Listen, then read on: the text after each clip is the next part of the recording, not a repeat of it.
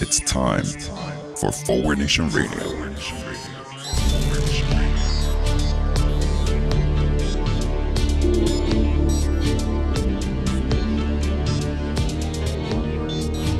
Now here he is, the host of Forward Nation Radio, David Leventhal. Welcome to Forward Nation Radio with me, David Leventhal. Thank you for joining us, as always, on this, the week of Martin Luther King Day, or, as Fox News describes it, Black Monday. Or as Donald Trump, I think, describes it, Shithole Monday. That's right, because this is Martin Luther King week, we will be talking in this show about race. Because this week also happens to be the one-year anniversary of Donald Trump's becoming the destructor-in-chief. We will also be talking about racism. Also a little bit on Trump's physical and shutting down the government. Anyway, let's start off. We'll leave the best stuff in reserve. Let's start off talking about Trump's physical, which unfortunately they will not be able to release the results of his physical because it turns out his health is being audited. And as long as his health is being audited, they will not be able to turn over the results of the physical. But that's okay. They will release a synopsis of the physical. And what's not to trust with the synopsis of the physical? As the White House, Trump's White House doctor came out and said that Trump was in great shape, notwithstanding all the ways that we all know that he's not in great shape. Especially, he points out, cognitively, the president did amazingly on his cognitive test, with the possible exception of some anal warts, but still, other than that, his cognitive test was great. I'll give you a moment to figure that joke out and let it sink in. Anyway, once again, even with his health, Donald Trump and this administration cannot help lying about everything. And the White House position came out, if he came out at all, and lied about Trump's health. How well he did on the cognitive tests, who the hell knows? But the fact that they told us he did well, of course, is no reason in any way, shape, or form to believe that he actually did well. Interestingly, the doctor, some funny things with the doctor, Ronnie Jackson's description of Donald Trump's health. The first was, the first tweet that came out from that doctor that said, "President's in tip-top shape." Turns out, maybe the doctor should be going through some kind of a cognitive test of his own, because he apparently forgot how to spell his own name. I know this is just kind of funny, except when one figures that maybe the doctor had nothing to do with that tweet from the doctor's name. And the incompetence in that administration, whoever tweeted a fine report from the doctor couldn't even get the guy's name right. But then the guy comes out and says perfect health is going to last forever. This is pointed out by some reporters. We know he's not in perfect health. We're happy to hear that apparently those bone spurs that kept him out of Vietnam are no longer a problem. But all those other health problems that we knew of are still there, regardless of whether or not he is 1 pound away from being obese, and thus gets to avoid being put in that category. Is that convenient? It's a little convenient, isn't it? 1 pound away. Lucky Donald. But of course, after the weigh-in, he went to go eat some more ice cream, presumably. Okay, so there is not Trump's health. But anyway, shutting down the government. Here we are talking now about, once again, whether the government is going to be shut down and who's going to be blamed for it, what the Democrats should do about it. I guess this is a pretty good way also to celebrate the one-year anniversary of Trump's taking over the government. Shut it down. We were having a discussion before here amongst the FNR staff as to what the Democrats should do. We're not having it here alone. Everybody pretty much is having this discussion. What should the Democrats do here? If the Republicans are willing to work out some kind of a deal to extend DACA and to extend the child health program, CHIP, should the Democrats give Donald Trump his fucking border wall, wasting billions of dollars on that garbage? A lot of people have been arguing, what the hell, Democrats? We waste a lot of money on our government anyway. Give Trump his stupid victory with the wall. Get what's necessary. We're the people who believe in government, and therefore we don't want to shut it down. My producer, among others, makes a very compelling case. I think he's inspired a little bit by something we talked about last week, which is Senator Dianne Feinstein basically giving the middle finger to the Republicans on the Intelligence Committee and releasing in full the testimony of Glenn Simpson and Fusion GPS. He's excited by the fact that Democrats showed a little backbone. And he argues that as a political tactic, the Democrats shouldn't give in to this shit. Donald Trump promised the wall. He also promised that Mexico was going to pay for the wall. He told us, running for president, that we were not going to pay for this folly. And we should be holding him to his promise and not giving him this victory by funding the wall. A lot of the question comes down to not only who will suffer and what will come out, how much suffering will we have to go through, but politically, who's going to pay the price on this one? The Republicans own every aspect of our government. They have a majority in both houses of the United States Congress. If they let the government shut down, they're going to blame it on Dems, and they're going to have millions and millions and tens of millions and hundreds of millions of dollars of right-wing bullshit money helping them do that. But ultimately, Damien has a pretty strong case that most people in this country will know who to blame if the government shuts down. And maybe that gives the Democrats a little bit of bargaining power. What can't be lost in this discussion is what they are fighting for, because there are a lot of false equivalences being made out there at this point. It's important to remember that Trump is holding out for a fucking wall that is a waste of money, a destruction of the environment, won't do anything, and is an affront to American values. The Republicans, in order to get that wall, are holding hostage to something that the Democrats really want: health care for children. Let's not equate those two things. And yes, we have a hostage situation. Republicans are holding our children hostage to build the wall. Here we have a way to demonstrate this. Okay? Nice little child you got there. It would be a shame if something happened to it. Okay? Better give in to the wall, Democrats. Okay? We just really wanted to use the props, actually, on this one. I just really wanted to use the props. First of all, plastic knife, I understand, but that's our budget. Second of all, the bear. The sad part of this story is I actually just had this in my office, ready to be used. But here's where we are, holding children hostage for something that we don't need, to keep foreigners out. Well, speaking of keeping foreigners out, and potentially brown-skinned foreigners, let's get into our big discussion this week on race with another edition of Brave Republican Watch. Yes, Brave Republican Watch, we're going to start with Senators Tom Cotton and David Perdue, who raced to the defense of the President of the United States after he uttered those famous words of shithole countries, referring to Haiti and African countries. In other words, black countries. Shithole countries. Senator Cotton and Perdue initially came out with a strong defense of the president. We do not recall the president saying these comments specifically. Oh, we get chills up and down our spines with how they have rushed to his defense. We can call that the Dick Cheney defense, after Vice President Cheney, who turned "I do not recall" into an art form. We've talked about this on this show before.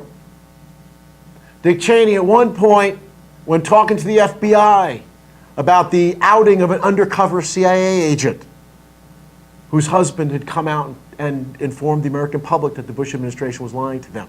And then the Bush administration outed her, represented in the movie Fair Game, which probably none of you have watched, but is worth a view. Vice President Cheney, in his interview by the FBI, said, "I do not recall 72 times. I do not recall is the way you avoid a perjury rap, by lying. Because if you say it didn't happen, that could be proven wrong. If you say you do not recall, well, who could prove that you recall? I do not recall taking a knife to the throat of a teddy bear. It may have happened. I don't recall." That's the way you lie to get out of it without committing perjury. You've added to that the saying these comments specifically part of that. And what they're doing is obviously lying. But that's okay. Those lies weren't good enough. They didn't do the job, because it turns out some of the Republicans weren't playing ball and were admitting to the fact that the president had said that, what he obviously said. So they had to double down on the lying. I guess the CIA directorship was dangled in front of Tom Cotton, and I don't know, maybe chicken shit was dangled in front of Perdue. Whatever, but all of a sudden, they did recall. And they did recall he didn't say it. Let's talk for a moment about how memory works. That's not how memory works. If you don't recall something, and then later on you recall it vividly, you don't recall it. You recall filling in the blanks and making shit up. Now this is, of course, assuming that they're telling the truth, which of course they're not. So even if they're telling the truth, they don't recall, and then later they say, no, he didn't say that. They're full of shit. Their memory is not believable. But in any event, of course, they did recall, and they're lying, and that's a different story. So bald-faced lying is now the norm in America. And we're going to have to talk about this every week. That we're going to say, the President of the United States came out and lied, now senators are lying, his chief of staff, who had a sterling reputation for his integrity, is now lying. Don't even get me started on the huckster. It's normal now for senators to look in the eye of their constituents, of the American voter, and just fucking lie. Just lie. Tell a bald-faced lie. This is now okay. This is where we've come as a country. This is what happens when the president lies at least 5 times a day and gets away with it. This becomes acceptable. It's not just senators. We've now got Kirstjen Nielsen, the Secretary of the Department of Homeland Security, coming out publicly and saying, in case you missed this, I don't recall. I don't recall him saying that. I do know there was some tough talk, though.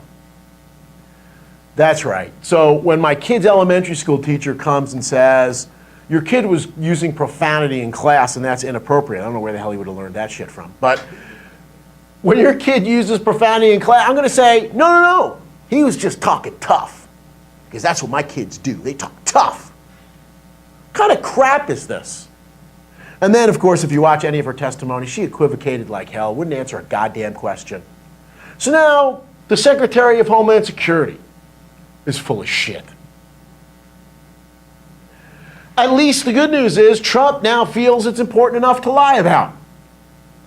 One of the reasons that we're all so sure that he said it is A, it's the kind of thing he would have said, and B, it took him a full day to even deny it. Until then, he thought his base would love him for it. But then he found out that they weren't real happy with the use of the S word. And so he came out and denied it a day or so later. Now I understand, I was just informed right before the show, that Tom Cotton is coming out with a new one to try to make him look like something other than a complete lying sack of shit. Which is, well, maybe he said shit house countries, and that's why I was confused. Whatever, Tom. Good luck heading the CIA. So, what do we make of Donald Trump's shithole countries comment? The first thing I want to talk about very briefly is all the coverage of the shithole countries comment. And that is focusing on the fact that he used the word shit. Really? That's who we are. We're really that fucking stupid as a country? We're that useless that we can't even consider the substance of something so offensive? What offends us is the particular combination of letters? That's what's offensive? I give the New York Times credit. They put shit. They let Paul Krugman's column run with shit in it without taking it out.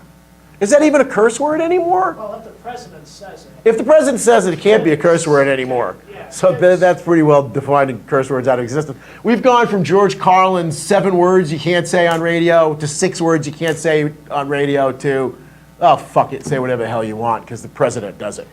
But the problem is not the combination of letters.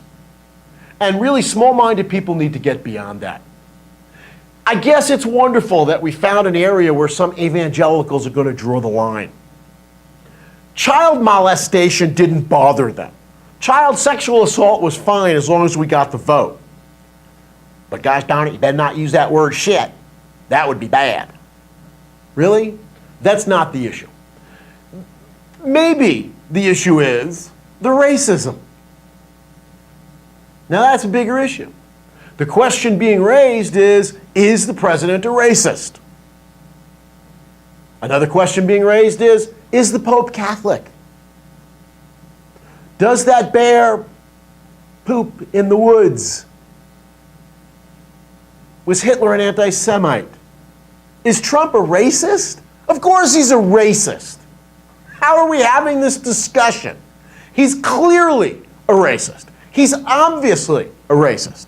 Then we can have a long discussion about what that means. Yeah, but didn't he say that he's the least racist? He said he's the least racist, but then he said, what did he say after that? That you've ever interviewed. He said the least racist person, but then he said, believe me. Okay? Believe me is Donald Trump's trigger word like I don't recall for I'm full of shit now. When Donald Trump says believe me, you could be pretty sure it's the opposite of what he's saying. Overcompensating. Kind of like overcompensating. It's small hands thing, maybe. Kind of like when someone starts a sentence with, to be honest with you, or frankly, no, it's even worse than that. Because sometimes when people start a sentence with, to be honest with you, they're actually being honest with you. It's just all the other times, apparently, they're not being honest with you. I don't know. Is Trump a racist? Come on. The guy can't call out white supremacists. The guy basks in the support of white supremacists, cultivates the support of white supremacists. Trump has become a racist chant by white supremacists. Instead of the N-word, they just say Trump over and over again. It gets the message across. He has a history in his real estate business of discriminating against black people and other people of color. He gained political prominence a few years ago, became a darling of the brain-dead sect of the Republican Party by attacking the president, who just happened to be black, and attacking him in ways that just happened to dwell on his blackness. Not a true American, not a real president, not an American not born in America. Racist code words. His immigration policy, building a border wall to Mexico when there's more immigration coming from Canada. His discussions of Mexicans. His pardoning of Sheriff Joe Arpaio, a man who probably has a racist tattoo on his ass, maybe his forearm, who is the quintessential racist. His speaking for the execution of the Central Park Five, 5 people of color, wrongly arrested and convicted of a crime they did not commit. His calling for their execution after they were exonerated. That's racist. His father's association with the KKK. All right, let's not visit the sins of the father on the son, who, after all, came from Sweden. But let's not stop with the President of the United States being a racist, because that misses the much bigger point. And that is, his political party is racist. And let's not forget that. It's not Trump deviating from the Republican script. It is the Republican script. And if Trump is deviating from it, it's only because he's not speaking in dog whistles. He's actually speaking racism. This has been a long time Republican phenomenon. William F. Buckley, the founder of the modern conservative movement and therefore the modern Republican Party, the, if you will, intellectual leading light of conservatism. In 1957, the white community in the South is entitled to take such measures as are necessary to prevail politically and culturally in areas in which it does not predominate numerically. Apartheid. For the time being, it is the advanced race. Okay, you say, 1957 was a long time ago. Okay, let's move a little further along in history. Richard Nixon and his Southern strategy. Was Richard Nixon a racist? Here are a couple things Richard Nixon says. I have the greatest affection for them, referring to African Americans, but I know they ain't going to make it for 500 years. They aren't. You know it too. Now the Mexicans are a different cup of tea. They have a heritage, which I guess makes him a liberal in the current Republican Party. But at the present time, they steal, they're dishonest, they do a lot of other things. They do have some concept of family life, at least. They don't live like a bunch of dogs, which the Negroes do live like. Who could call that guy a racist? Oh, also Richard Nixon. It's on White House tape, so this isn't subject to discussion. There's no do not recall here. There are times when an abortion is necessary. I know that. When you have a black and a white, or a rape. Okay, still the 1970s, but let's understand the Southern strategy and its legacy today. For 100 years after the Civil War, Republicans couldn't get elected dog catcher in most of the South. Why is that? This is going to surprise some of you, but not Donald Trump. Abraham Lincoln was a Republican. Abraham Lincoln was a Republican president, and he freed the slaves. And the South wouldn't forgive the Republicans for that for 100 years. So the racist politicians in the South were all Democrats, making for an interesting political divide in this country. But then the Republicans had the idea how they could take over the South. And that was when President Lyndon Johnson signed the landmark 1964 Civil Rights Act. The Republicans said, it's our time now. Now we can convince our voters in the South, or the voters in the South, that it's the Democrats who are the party of black people, who are the anti-racist political party. And that was and remains the Southern strategy to maintain the hold of the South. And it is much of the reason why the Republicans have maintained the South. But that's a long time ago. Most of my viewers weren't alive when Richard Nixon was president, or probably even alive. There's Ronald Reagan, hero of the Republican Party, who kicked off his presidential campaign with a campaign stop in Philadelphia, Mississippi. Philadelphia, Mississippi, where it just so happens, and this was all a coincidence, of course, 3 civil rights workers, 2 of whom were associated with my institution, Queens College, one of whom was a student here, went down, were fighting for civil rights, and were murdered. Ronald Reagan decided to kick off his political campaign there. When Strom Thurmond ran for president, Mississippians voted for him. We're proud of it. And if the rest of the country had followed our lead, we wouldn't have had all these problems over all these years either. A little context.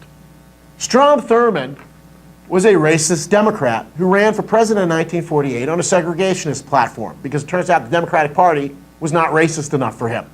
He ran for segregation. That was his one issue candidacy in 1948, when Mississippians proudly voted for him. The person who said that was a Senate Majority Leader, Trent Lott, the Republican from Mississippi, speaking out in favor of segregation in the year 2002. Ultimately, when there was an outcry over this, the Republicans had to take Lott out of leadership. A few years later, he was the minority leader because the Republicans had lost the Senate, but he was back in leadership.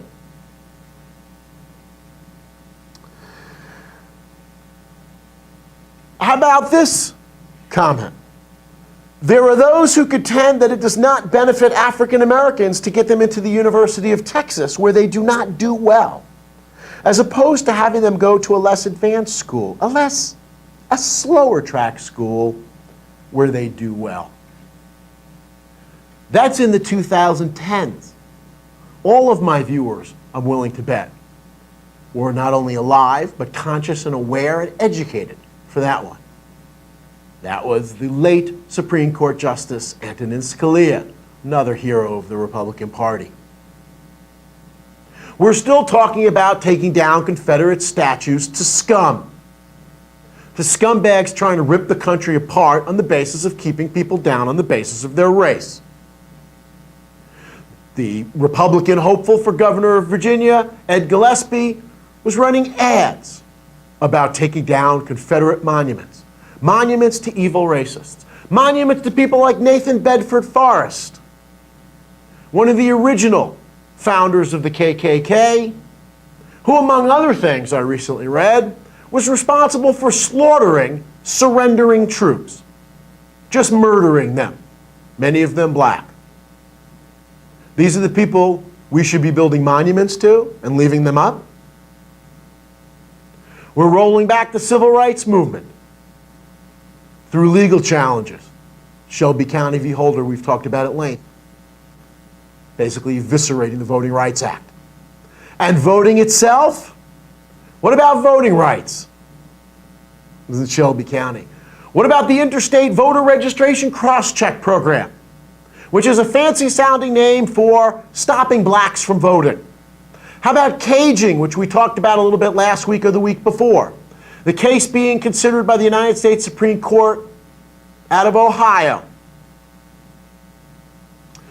where Republicans looked primarily in black districts to send postcards to people who neglected to vote in the last election so that they could strike them from the voter rolls. More than 50% of Ohio voters don't vote in any particular two-year cycle, and 70% don't return the notices. So they know that they're striking voters who are duly registered, legitimate voters. Let me see. Sweden prepares to send pamphlets to 5 million Swedish homes that they may be preparing for war against Russia's aggressive posturing in the Baltics. This is breaking news here. I'm being handed breaking news. We've never done this before. I'm not even sure how to do this. Sweden prepares to send pamphlets to 5 million Swedish homes. I think that's mostly white people, right? Yeah, like Norway. I think it's white people. That they may be preparing for war against Russia's aggressive posturing in the Baltics. Okay, somebody's dealing with the Russia crisis at least. We have Steve Bannon trying not to testify, but we will come back to this issue, of course, on Russia's voting next week, on the whole Russia scandal next week. Here's what the Republicans' argument is. Okay, Nixon, here's a quote from one of his advisors. Nixon designed his campaign to allow a potential supporter to avoid admitting to himself that he was attracted by the racist appeal. And so the Republicans' defense to racism comes down to, we're not racist. We're just appealing to racists. Our voters are racist. Now let me be careful here because I get this blowback sometimes in my classes. I am not saying that everyone who votes Republican is a racist. Although there's a pretty strong argument that if you're supporting Trump right now, you're really probably a racist. What I'm saying is, without a big turnout in the racist vote, Republicans do not win elections. And the Republicans know this.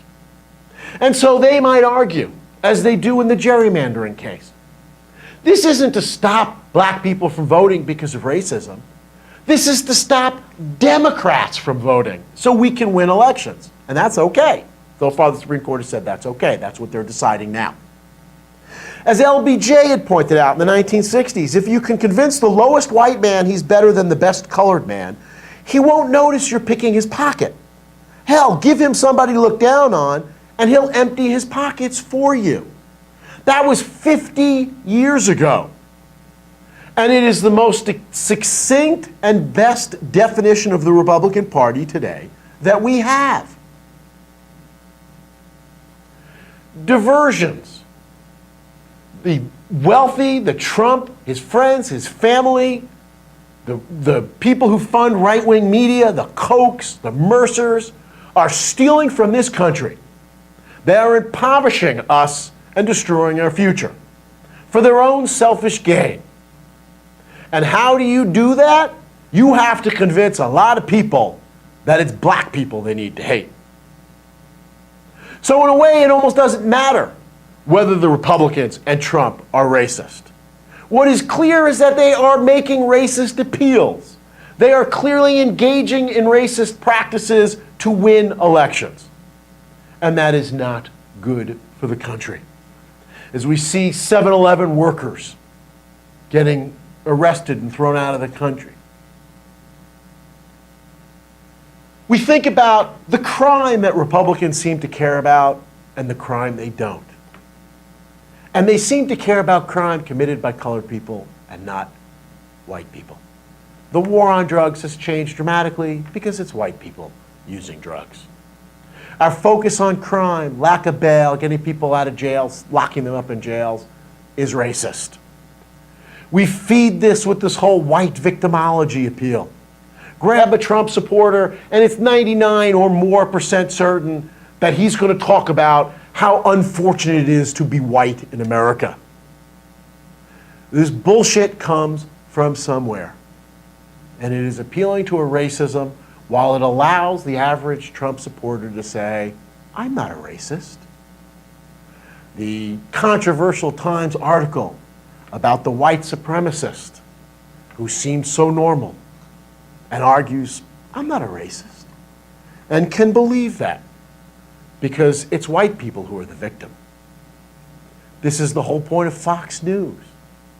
Convince people that there's an other out to get them so the rich people can still steal from them. Why does this thinking matter, though? Why does it matter if they are racists? Because it affects what we do in the future. It affects our decisions on health care. If we think it's black people and we don't like black people, we're not going to provide health care. It affects CHIP, Medicaid, immigration. Race pervades every discussion we have in this country. The Roy Moore rally where he waves his gun. Black politician couldn't do that, probably get shot. Stand your ground laws and the perhaps death knell of affirmative action. All premised on racist appeals under cover of something other than that. Think about racism the next time we read more about the rise of fascism worldwide, including in Germany. What could go wrong?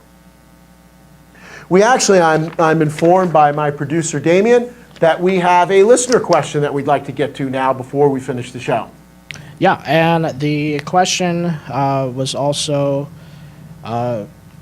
mentioned from someone who said that it's amazing with the racism that we even have to talk about this now. But the question that we have is unrelated, and about Sweden, we're going to watch that as it develops. So the question comes from Nicholas in Queens, and his question is, given that an estimated half of the forces in Afghanistan are paid mercenaries who probably want the war to continue so they can make a profit, do you think that we should stay in Afghanistan to win the war and stabilize the region? Or do you think we should leave until we promise only to use our own troops?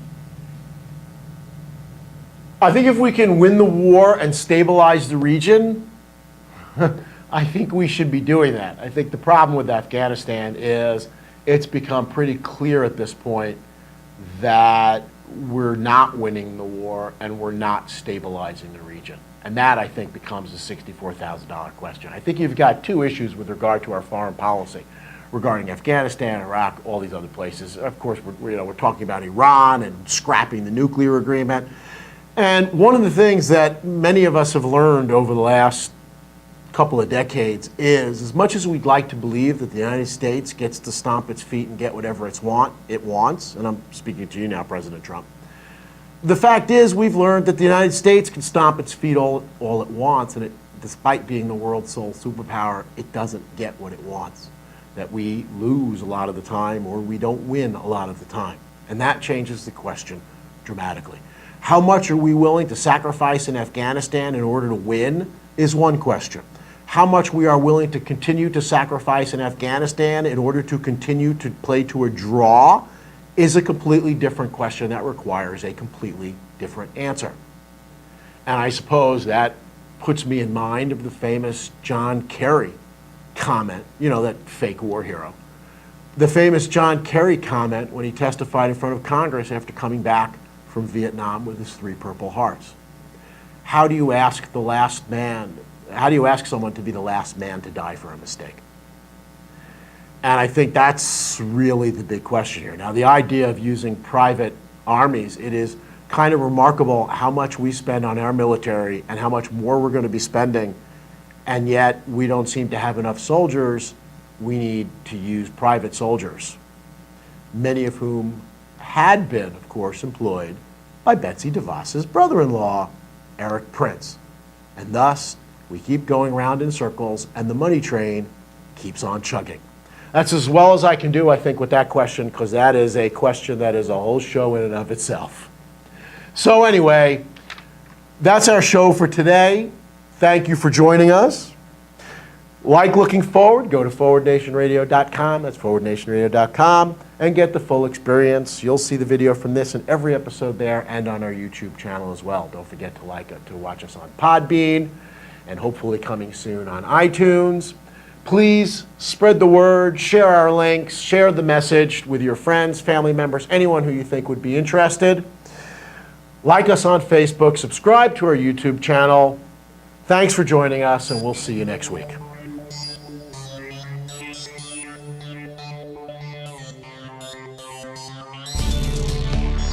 You've been listening to Forward Nation Radio with David Leventhal.